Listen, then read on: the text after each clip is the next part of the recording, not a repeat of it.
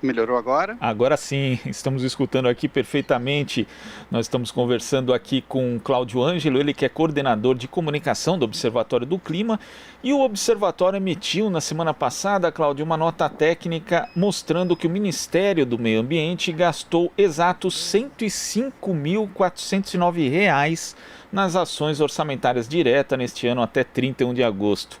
Né, para o ouvinte que nos acompanha, para o telespectador da TVT também, para quem acompanha aqui o jornal no YouTube, é isso mesmo, são R$ 105.000 só, né, um dinheiro que deveria ser usado para tocar toda a política ambiental federal a cargo do Ministério, em ações como combate à mudança do clima, prevenção aos efeitos da desertificação, política de proteção de biodiversidade e promoção da qualidade ambiental urbana. O valor liquidado em 8 meses equivale a 0,4% do orçamento autorizado para 2020. Como que você vê esse dado, Cláudio? Olha, é muito preocupante, porque é preocupante, mas não surpreendente, né? A gente sabe que desde o início, desde antes, na verdade, de o presidente Jair Bolsonaro assumir, já na época ali, no pós-eleição, ele dizia que o plano dele era fechar o Ministério do Meio Ambiente, né, transformar o Ministério do Meio Ambiente numa espécie de secretaria do Ministério da Agricultura. Houve muita pressão, inclusive do agronegócio, para que ele voltasse atrás nessa ideia. Então, ele voltou atrás nessa ideia, mas pelo que a gente vê do desempenho do Ministério nesse ano e 1 ano e 9 meses já de governo, esse recuo do Bolsonaro foi apenas retórico, né? Porque na prática o que a gente está vendo é que o Ministério do Meio Ambiente está sendo paralisado, né? A gente já teve no ano passado uma execução orçamentária muito baixa, ali na ordem de 10, 11%, e nesse ano, nesse mesmo período, né, até agosto. E agora a gente está vendo praticamente uma paralisação das atividades do Ministério do Meio Ambiente. É só deixar claro que isso não inclui os orçamentos do IBAMA e do Instituto Chico Mendes, que são as agências que tocam grande parte da política ambiental. Isso não inclui aluguéis, não inclui salários. A gente está falando aqui da formulação de políticas pelo Ministério do Meio Ambiente, que ainda assim é uma coisa, pelo menos nos últimos anos, esse grau tão baixo de execução é algo sem precedentes, porque mostra que a gente não tem políticas ambientais sendo formuladas. E entre essas políticas tem uma política fundamental, que é a de mudança climática, né? O Brasil tem obrigações no Acordo de Paris e deveria, em tese, iniciar neste ano a implementação da sua meta, né? Sua meta de redução de 37% das emissões até 2025 em relação aos níveis de 2005, e a gente não tem sequer um plano de implementação dessa meta formulado. E pela execução da área de mudanças climáticas no Ministério do Meio Ambiente, não tivemos nem teremos, né? E essa baixa execução orçamentária, ela é geral, né, Cláudio? Vendo aqui, inclusive, que a Controladoria Geral da União, a CGU, publicou um relatório dizendo que a execução máxima era de 14% nos programas do Ministério em 2019. E, segundo a própria Controladoria, não era possível avaliar os resultados apresentados ali pela pasta, porque o Ministério não tinha sequer um planejamento para o ano de 2019. É realmente algo assustador, né, em termos de gestão mesmo, ver algo desse tipo acontecer, ainda mais num cenário que a gente tem aí queimadas, tem devastação ambiental aí correndo solto aqui no Brasil. A gente nota que existe uma opção deliberada por não fazer política pública de meio ambiente no Brasil. Esses dados deixam isso muito claro, né? E a CGU, né, que não é ONG, ela está apontando a mesma coisa, está apontando que existe um problema no Ministério do Meio Ambiente, e é curioso porque o ministro do Meio Ambiente, ele se vende como um super gestor, como um cara ali a favor da eficiência, né, de enxugar a máquina, de que o Estado é muito ineficiente, etc., a gente está vendo que ele está, na verdade, praticando o que ele critica, né? Ele está praticando a total ineficiência do Estado, né? A menos que ele ache que ser eficiente, né, que ter uma máquina pública eficiente é não fazer política pública, mas aí fica fácil, né?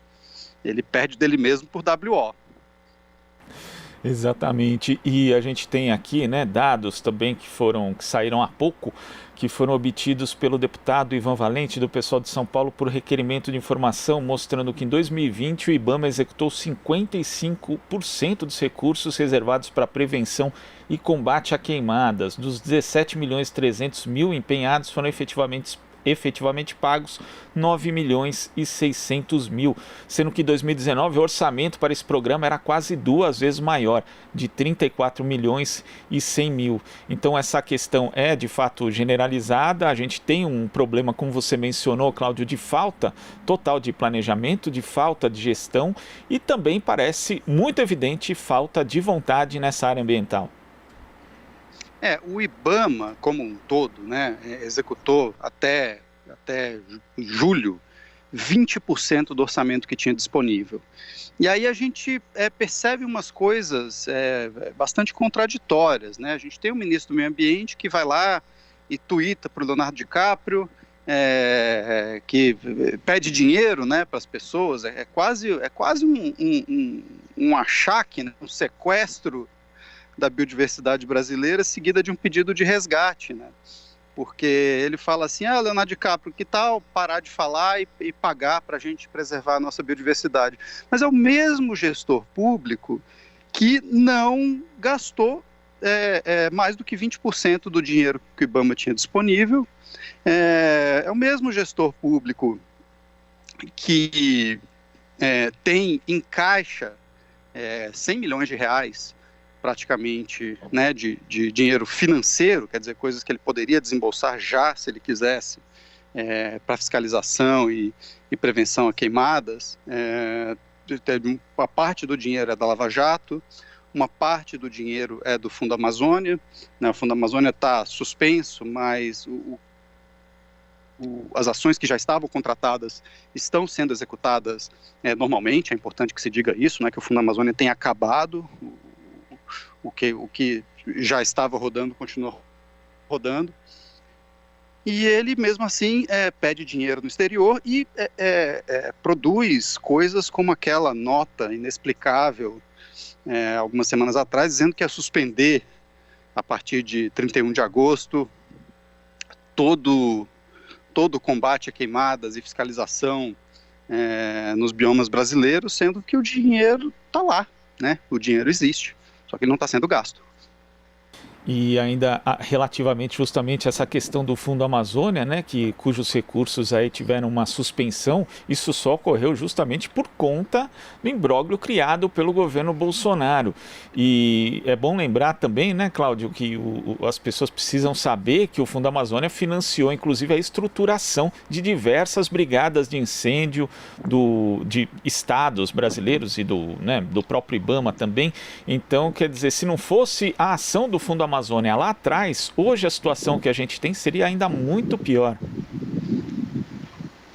Exato. O Fundo Amazônia, inclusive, o Fundo Amazônia não deveria, em tese, ser usado para essas coisas, porque fiscalização ambiental é uma função precípua do Estado, né? Você não deveria depender de dinheiro de doação para realizar a fiscalização ambiental, mas isso foi a solução que se encontrou aí após o baque, né, da recessão de 2014, 2015, num período em que, né, em 2016, o desmatamento aumentou, foi um período em que a gente teve muito pouco dinheiro para a fiscalização do IBAMA, e foi a solução que o governo, então, encontrou.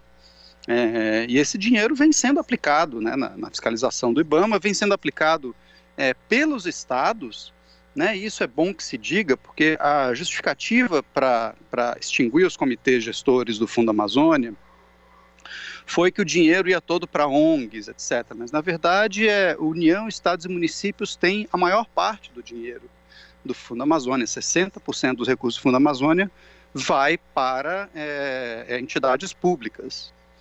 Então, é uma verba que, agora que está sendo usada em fiscalização, é importante que ela se mantenha, né, para ser usada em fiscalização.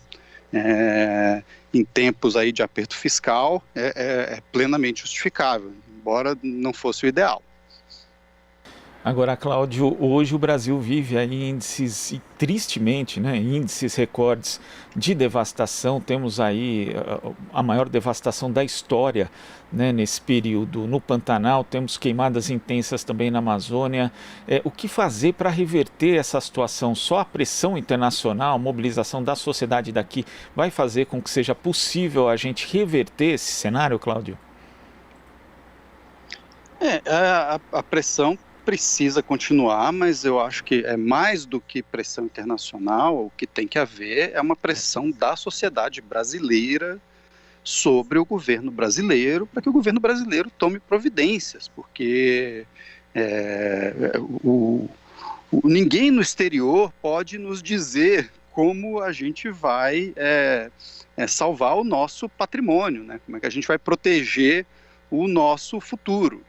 Muito embora a questão amazônica, por conta das emissões de gás de efeito estufa, seja um problema global, é um problema global que está nas mãos do Brasil, né? O Brasil tem que resolver isso. Então, enquanto a sociedade brasileira continuar acreditando em fake news, continuar se informando pelo WhatsApp, que diz que não tem queimadas acontecendo, ou essa mentira de que 90% das queimadas na Amazônia ocorrem em regiões já antropizadas, né, que infelizmente muitos gestores públicos parecem estar acreditando nessa mentira, pelo menos formalmente. Enquanto a sociedade não bater o pé e exigir do governo respostas urgentes e imediatas a esse problema, a gente vai continuar com isso acontecendo, né? A sociedade civil, diante do fato de o governo federal não fazer nada, praticamente, resolver a situação, a sociedade civil propôs 5 medidas emergenciais e entregou isso para o parlamento. Foram 63 organizações da sociedade civil assinando esse rascunho de proposta. Entregamos isso para os presidentes da Câmara e do Senado, e entre essas propostas está uma moratória de 5 anos ao desmatamento, o endurecimento das penas para crimes ambientais e a reestruturação dos órgãos de fiscalização e controle, né, o IBAMA e o ICMBio, além da retomada imediata do Plano de Prevenção e Controle do Desmatamento na Amazônia. O Brasil tem um plano, né, ou tinha, antes de 2019, um plano que evidentemente que tinha problemas, mas também tem sucesso demonstrado, né? A gente conseguiu reduzir o desmatamento na Amazônia em 83% entre 2004 e 2012. Então, não é que a gente não saiba fazer, o Brasil sabe fazer. O que falta é o governo implementar as políticas que já existem. Tá certo, Cláudio. Muito obrigado pela sua participação aqui no Jornal Brasil Atual e até a próxima. Obrigado. Conversamos aqui com o coordenador de comunicação do Observatório do Clima, Cláudio Ângelo. Você está ouvindo Jornal Brasil Atual. As notícias que os outros não dão.